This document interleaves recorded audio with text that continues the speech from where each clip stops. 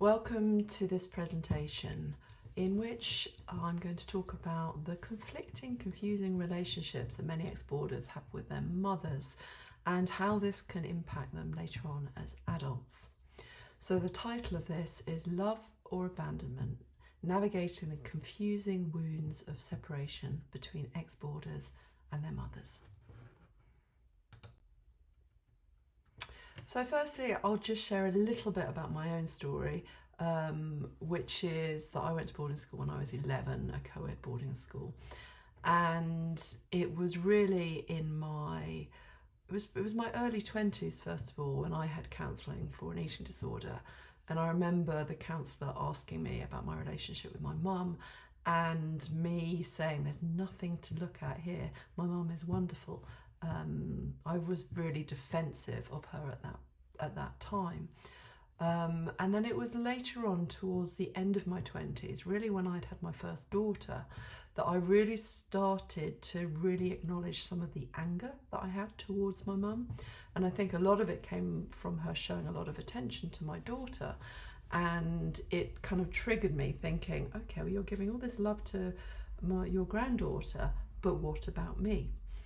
And so we addressed it, and it came to a stage where I nearly moved to New Zealand, and I think that there was a part of me which was resentful, thinking, well, you sent me away to school, you abandoned me, maybe I'm going to abandon you.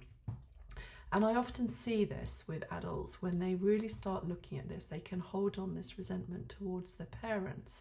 And if it's not acknowledged and spoken about and shared, then it can come out in all sorts of ways. So since that point, and over the last 20 years or so, especially now because of the work that I do, there's no denial about the feelings that came up for me about going to boarding school. And it has meant that, as is shown here, I even did this article in the Daily Mail with my mum, whereby I spoke my side of the story, she did hers. The intention of doing an article in the Daily Mail was just about trying to get girls' stories put in print. However, this was the angle that they went on, and my mum very courageously actually agreed to do this. But it was another process. This was about 4 years ago now, and again it was another reason that we had to talk. The Daily Mail, as it likes to, it likes to sensationalise things. And actually it caused another reason for us to really talk about this, and so we've gone back and forth over several decades really, keeping on looking at this, but it's the rupture and repair, the relationships that often many children don't get to do when they're at school, and therefore if we're able to do it when we are as adults, it can mean that we can find a way to heal our relationships. However, there are many reasons why people don't feel able to do this.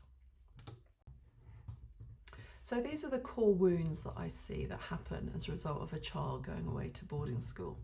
So firstly, it's the loss of the emotional safety and attachment that a child may have with their mother. So this early bond is severed and sometimes never fully restored. I often hear of children that when they go away to school, it doesn't take long. It can be 3 weeks, that first exeat, that first half term, that the child has had to suffer unexplainable pain and heartbreak, and something has severed.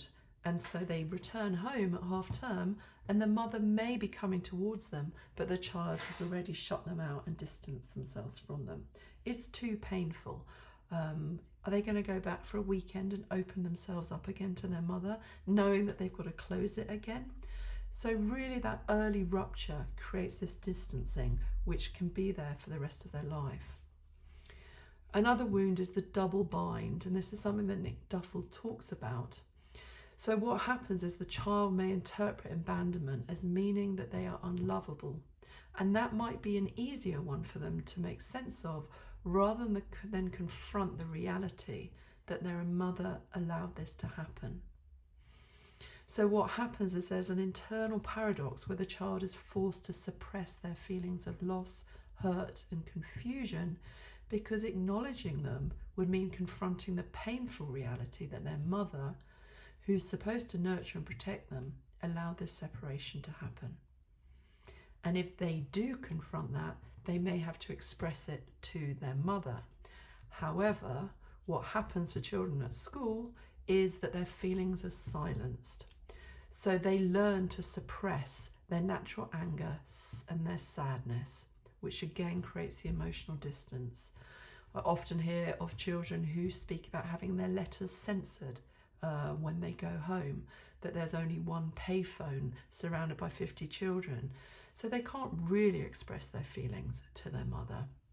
That phrase, "don't upset your mother," comes out. So the anger gets repressed and it gets pushed down. So what this can lead to is a betrayal wound. And mothers are often seen as the betrayers, leading to a distrust or dismissiveness towards women and feminine qualities. There's a sense that there's not the same betrayal from the father, that the father goes off to work, but the mother should be someone who's more nurturing and caring towards them. So this can lead to misogyny. So misogyny in men, because there's all this anger and rage against the mother, and therefore any feminine qualities can bring up that same rage. And for girls, it can lead to internalized misogyny and their own distrust of their feminine nature and be highly self-critical of themselves. So this repressed anger towards the mother, why didn't you protect me? Why did you let this happen? So what I see is that this unexpressed anger can often leak out in adult relationships, especially towards female partners.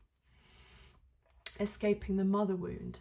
So many male ex-boarders, they may marry women who feel foreign or who are actually foreign to avoid reactivating the mother wound. So they may be attracted to women who are nothing like their English mother in that way. So it may be a woman who's more fiery in nature, who's more expressive emotionally, or who is of a different nationality. So there's no confusion here. There can be an inward anger in women. So in women, I see that they are much more likely to turn their anger inwards, which may lead to eating disorders. And often I see it as the daughters who remain loyal to the mother. So the son may be more likely because they may marry another woman, they may move abroad or move further away.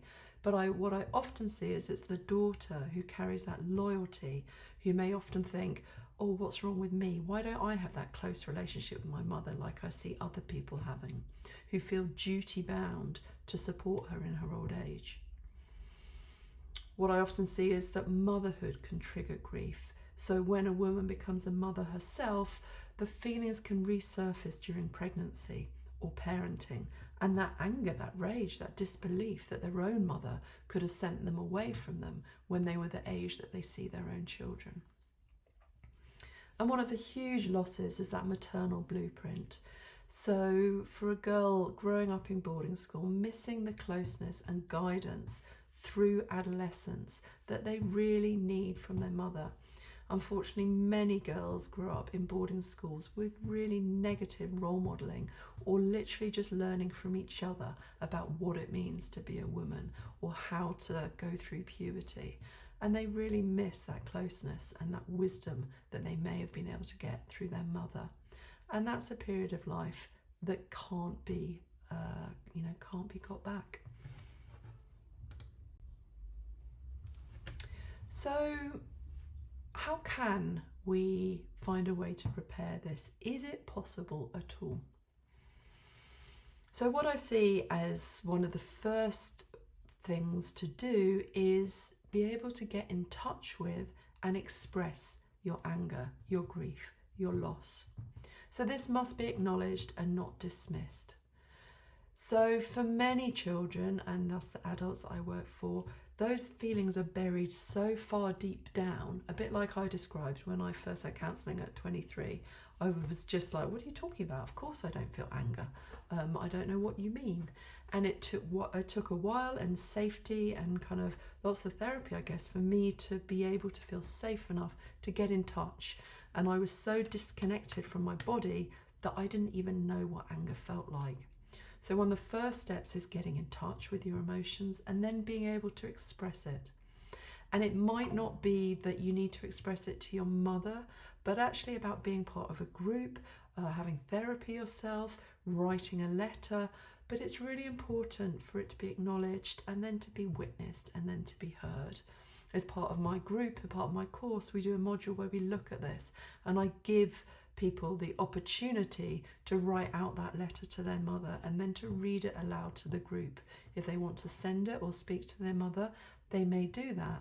But also there's often the case where people's mothers have already died, they're no longer here, or that they really feel like it's just going to be met with defence and therefore they don't want to do it.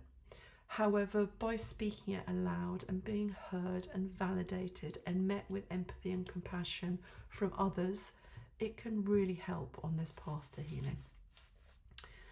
So once you've been able to do that, another step in this process is looking at your mother with some curiosity. So I invite you to invite curiosity and compassion into this, but it's important to do this without dismissing your own pain. So to consider, what was actually going on for my mum? So it was 1980 and she'd gone abroad. She'd followed my father, who was in the RAF, and they'd been posted into Germany. What happened to her voice? What was going on? Why did she just go along with it?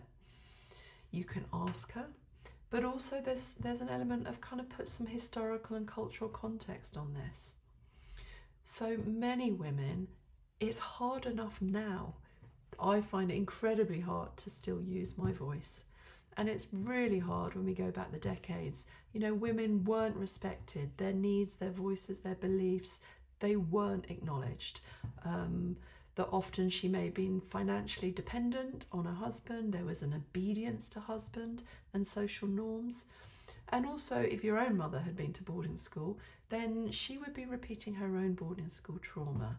It may have meant that actually attachment-wise she was detached because that was the way that she had had to survive her own boarding school experience.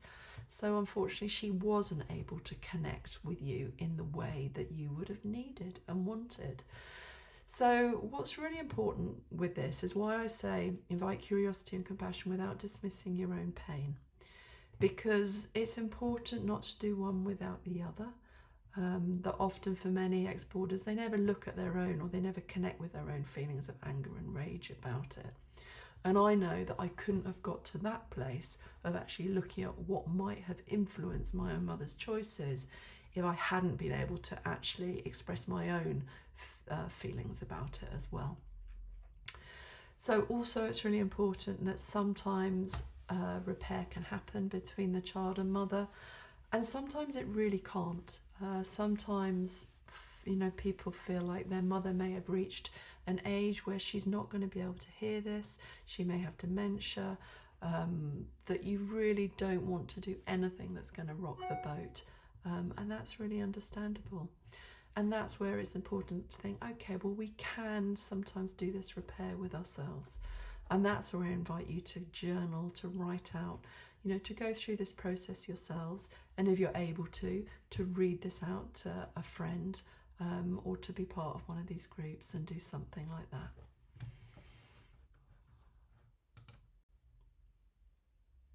So this presentation was part of a talk that I did with boarding school survivors. So after we had just done this intro, I invited them to go into small groups and to reflect on this together. So if this is you watching this at home, maybe just get out a journal, a bit of pen and paper, and just think for yourself. So how has boarding school shaped your own relationship with your mother? Have you expressed these feelings to her? And if not, why not? What's prevented you? What's got in the way? What are you worried about? And if you could say one thing to your mother, what would it be? And then the final. So at the talk, I then invited everyone to come back into the main group, and we had a bit of space for reflections and comments. And a question for you to consider is, what would repair look like for you, even if your mother cannot meet you there? So I hope you found this helpful, and it's given you some ways to think, reflect, consider your own relationship with your mother, and possible ways that you may start to be able to have these conversations, either for yourself or with her, if that's at all possible.